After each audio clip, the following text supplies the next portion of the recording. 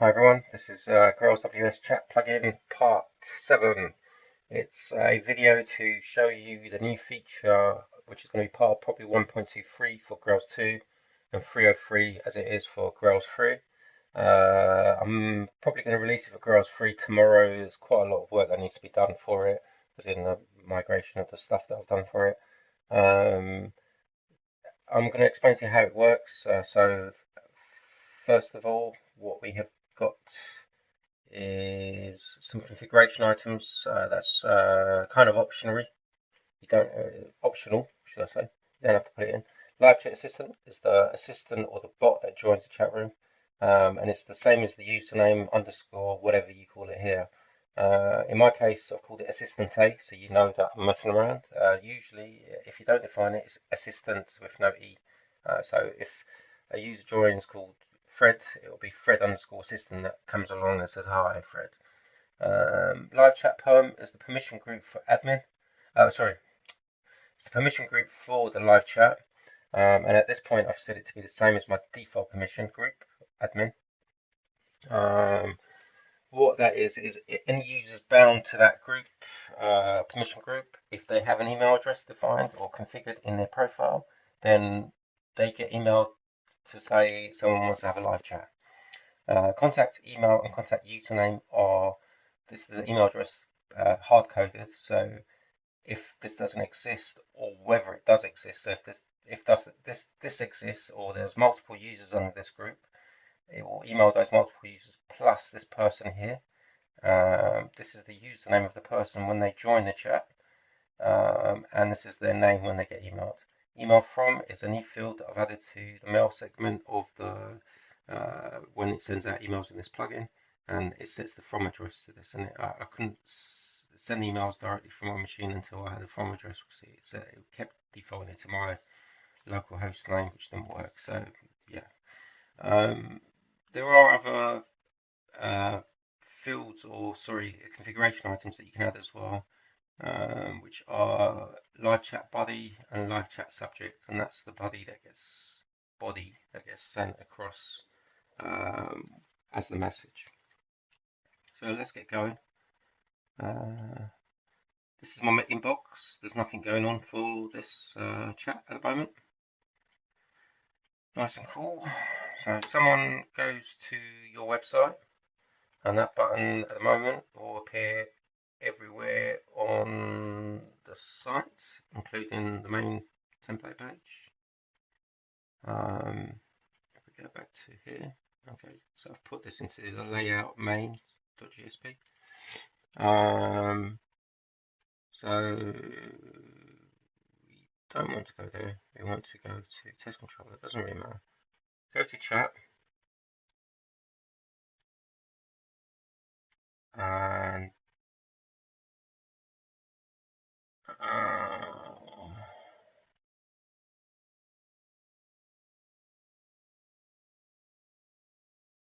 oh, it's because I've logged into it before with this. So if I close all the sessions and start again,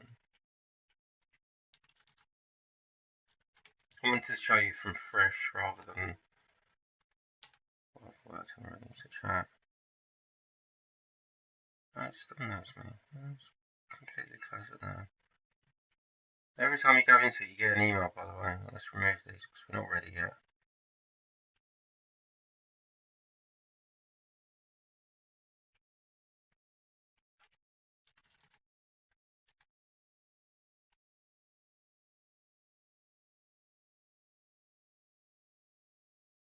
I'm still getting the same session.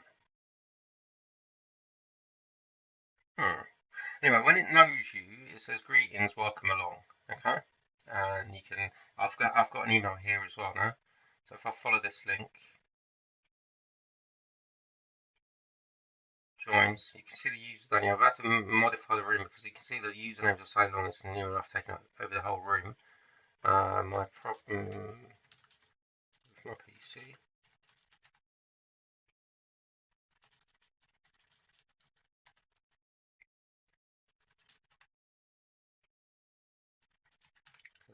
They're interacting now.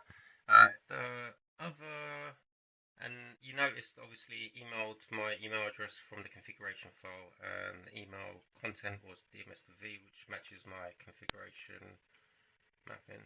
And when it does go to send out or give you the link, or when you go to click that link, it verifies to make sure that the username is valid and all the rest of it. So, you know, people can't just come along and just join stuff.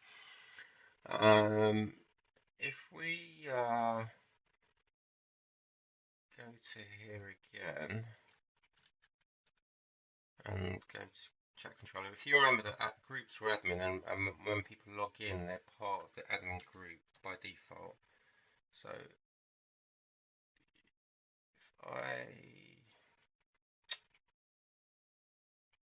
now put an email address in for ABCD, I'll use the same email address. So ABCD's now also got an email as part of the admin group. So what we should get in my email box, or my inbox, should be two emails in a minute when I go back into chat. And what I wanted to show you was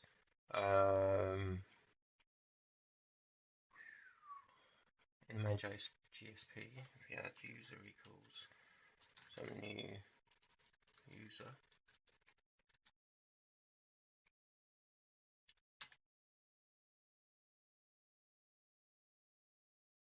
So some new users come along, and this would be where we've defined the physical username, and that could be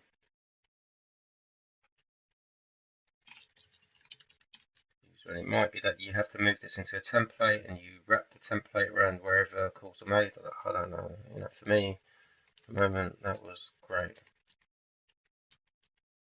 That was fine. So some new users joined. What's their name? Someone. So they're now set, and what we should have had is we've got two emails. One has gone to ABCD, and the other one's gone to Master V, and it's the same content.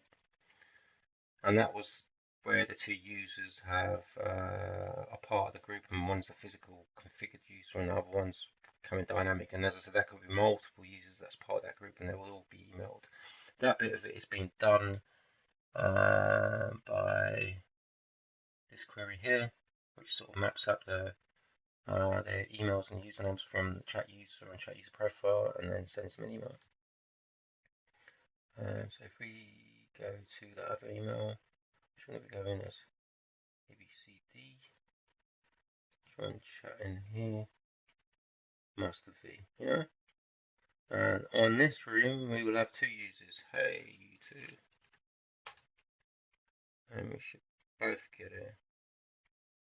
Two for the price of one.